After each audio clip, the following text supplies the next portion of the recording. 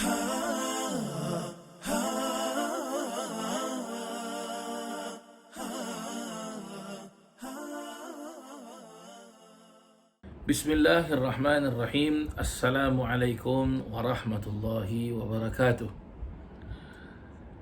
Alhamdulillah wassalatu wassalamu ala sayyidina Rasulillah Muhammad ibn Abdullah sallallahu alaihi wasallam wa ala alihi wa sahbihi wa wala wa la haula wa la quwwata illa billahil aliyyil azim. Para jemaah yang dirahmati Allah Subhanahu wa taala, marilah sama-sama kita sambung pengajian kitab Nasihat Agama yang mana telah pun kita baca bab yang sebelumnya, ya, dan telah pun kita selesaikan separuh daripada bab tersebut, iaitu bab benar dan setia kepada Allah Subhanahu wa taala. Nama itu ta'allum wa ta'lim wa tadhakkura wa tadhkir wa naf'a wal intifa' wal ifadata wal istifadah wal hathu ala tamassuki bi kitabillah wa sunnati Rasulillah sallallahu alaihi wasallam wa du'a ila al-huda wa dalalata 'ala al-khair ibtigha'i wajhillah wa qurbihi wa thawabih. Allahumma arzuqna ya rabbi fahman nabiyyin wa hifdzal mursalin wa ilhamal malaikati al-muqarrabin bi rahmatika ya arhamar rahimin walhamdulillahi rabbil alamin. Baik, kita sambung pembacaan kitab kita ini pada muka surat 467. Diperjelaskan, pertama-tama sikap benar ialah tiada berdusta dalam segala tutur bicara. Benar juga mempunyai tempat di segala amalan dan niat serta dalam arti tingkat dan maqam. Arti kebenaran dalam perkara-perkara yang tersebut di atas tadi ialah menetapkan diri padanya serta membuatnya dengan caranya yang paling baik, sempurna dan berhati-hati dengan sekadar kemampuan serta kemuncak usaha dan bergiat kerana Allah Subhanahu wa taala dari zahir dan batin. Ya. Pertama-tama berkenaan tentang sikap benar ini yang perlu untuk kita berikan perhatian penuh, iaitu dengan tidak ada sama sekali pendustaan. Ya. Dari segi tutur bicara, percakapan kita. Dan juga berkenaan tentang apa? Tentang dari segi amal ibadah kita. Amalan-amalan kita, baik itu merupakan amal ibadah yang wajib ataupun amal ibadah yang sunnah, ya, perlu kita laksanakan dengan benar-benar. Dan dengan apa?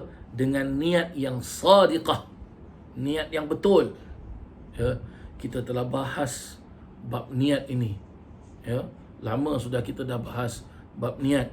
Ya, maka perlu untuk kita ingat-ingat kembali tentang bab niat ini agar supaya kita benar-benar dalam keadaan yang apa? Niat kita tulen kerana Allah Subhanahu wa taala. Dan dalam arti kebenaran yang di atas, dan dalam arti kebenaran yang disebutkan tadi ialah menetapkan diri padanya serta membuatnya dan dengan cara yang paling baik. Ya, disertakan dengan apa? Dengan berhati-hati, dengan sekadar kemampuan serta kemuncak usaha dan bergiat kerana Allah Subhanahu wa taala. Lihat, kita nak melakukan suatu benda dengan suatu perkara dengan kebenaran, baik itu urusan dunia ataupun urusan akhirat, jangan kita buat sesuatu perkara itu dengan sampai kepada keadaan luar batas.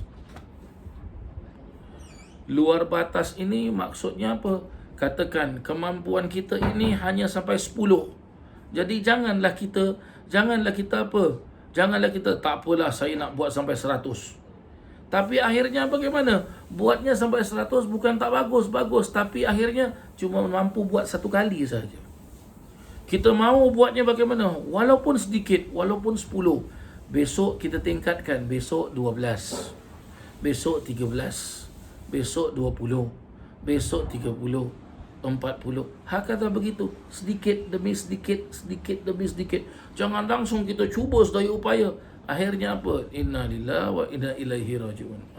Tak boleh para jemaah yang dirahmati Allah Subhanahu wa taala. Hakadha. Baik. Di samping itu pula perlu juga untuk kita faham dari segi perkara yang disebut dengan muraqabah.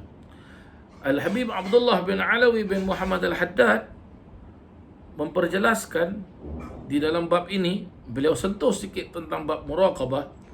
Adapun muraqabah iaitu berhati-hati, maksudnya merasakan amat dekatnya Allah Ta'ala kepada seseorang hamba itu sepanjang masa, dan bahawasanya Allah Ta'ala senantiasa bersama-samanya, meliputinya, menelitinya, mengawasnya serta melihatnya. Ini arti muraqabah. Ya, macam mana kita nak faham muraqabah ni? Oh, senang muraqabah ni nak faham para jemaah sekalian. Awak tahu CCTV tak, kamera? Itu CCTV, ya, kalau awak masuk ke kedai, masuk ke shopping center, masuk ke mall, kan banyak CCTV-nya tu. Akan mengawas mana saja orang jalan, keliling mana saja, ya. Kalau bergerak ke kanan, kamera tu pun akan pusing ke kanan.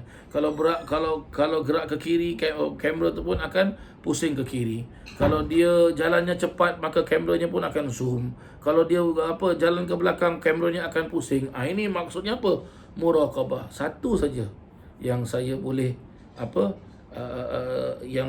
yang saya boleh kongsi dengan para jemaah sekalian, itu kamera CCTV. Bagaimana kalau Allah yang menjaganya? Maksud saya, CCTV ni dia ada batas waktu tau. Sebab bila dia sudah penuh, maka apa jadi para jemaah sekalian? Dia akan stop dan perlu untuk di restart kembali. Restart kembali. Ya. Tapi Allah Subhanahu Wa Taala punya megabyte ke, gigabyte ke, terabyte ke, iCloud ke, macam mana ke, kan para jemaah sekalian, kan dia. Ini makhluk manusia. Tapi kalau punya Allah Subhanahu Wa Taala, maksudnya apa para jemaah sekalian? Kita dalam keadaan sadar ataupun tidak sadar, Allah mengetahuinya. Allah mengetahuinya. Saya kasih contoh lagi. Ya. Saya kasih contoh lagi.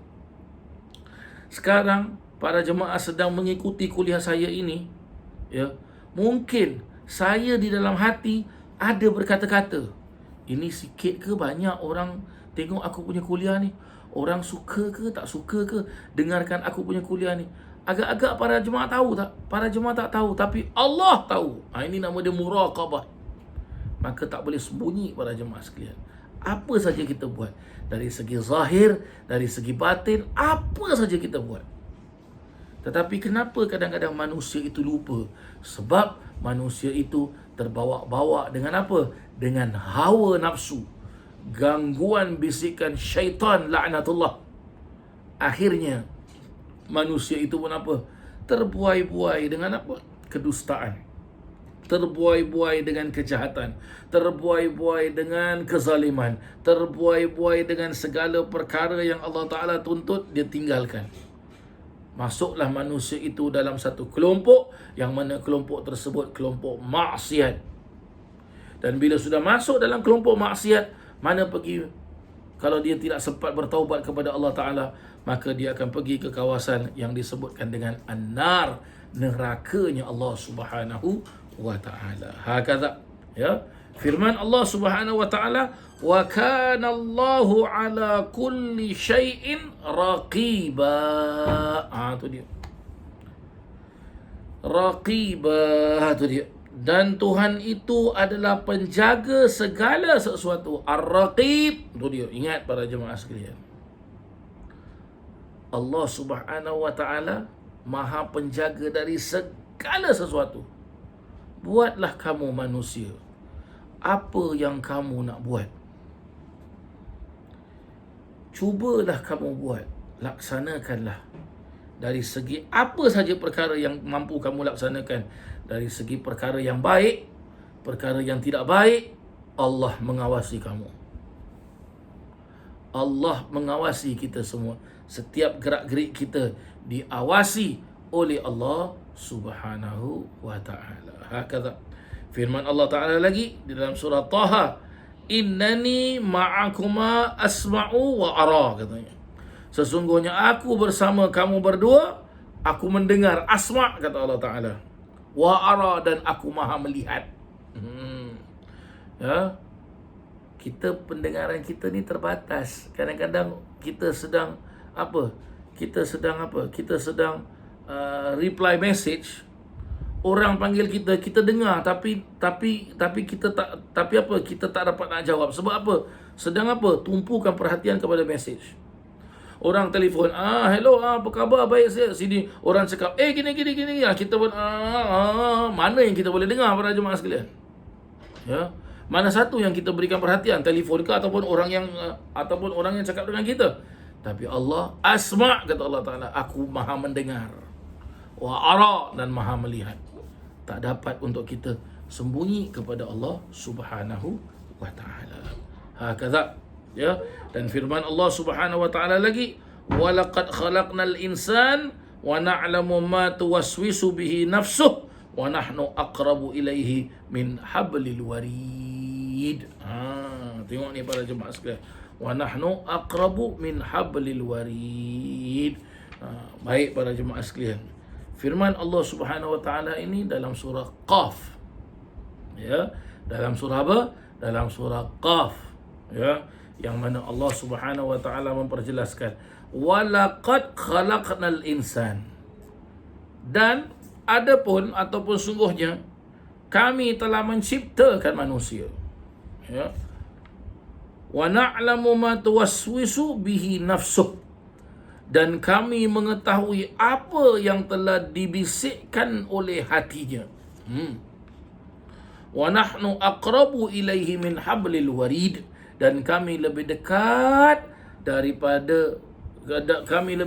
kepadanya dari urat lehernya sendiri. Allah beri kita contoh di sini para jemaah sekalian, bahawasanya kita ini manusia, jangan sombong. Kita ini manusia, jangan bongkak. Kita ini manusia, jangan lupa daratan. Kita ini manusia, jangan melampau batas. Kenapa? Sebab kita ini makhluk diciptakan oleh Allah. Kalau dinamakan makhluk tu bagaimana para jemaah sekalian? Bila-bila boleh diambil kembali oleh Allah Subhanahu wa Ta'ala. Bila-bila Allah berkehendak nak ambil, bila-bila dia boleh ambil. Sebab itu, walaqad khalaqnal insan, kata Allah Subhanahu wa na'lamu ma tuwaswisu bihi nafsahu. Ya. Wa na'lamu ma tuwaswisu bihi nafsahu, dan kami mengetahui apa yang dibisikkan kepada hatinya. Wa nahnu aqrabu min hablil warid, dan kami lebih dekat kepadanya dari urat lehernya. Jadi kita kalau nak buat sesuatu tu, cuba diam dulu, fikir dulu dengan akal yang jernih. Jangan buat dengan kehendak hawa nafsu. Jangan laksanakan dengan rentak dan rasa diri kita. Jangan.